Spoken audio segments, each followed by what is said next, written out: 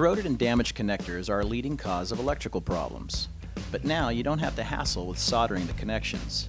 In the time it takes to heat up a soldering iron, you can have the job done both faster and safer. Let me show you how easy it is. Release the ratchet mechanism on the crimping tool by turning here. Next, grab a bullet and insert it with the groove lined up in the jaws.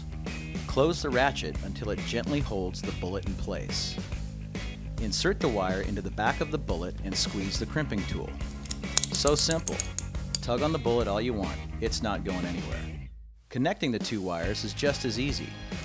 Start the bullets by inserting one in each end of the connector, and then finish by using the closing tool to push them all the way into the connector. The finished connection is strong and protected by a rubber layer. That's all it takes.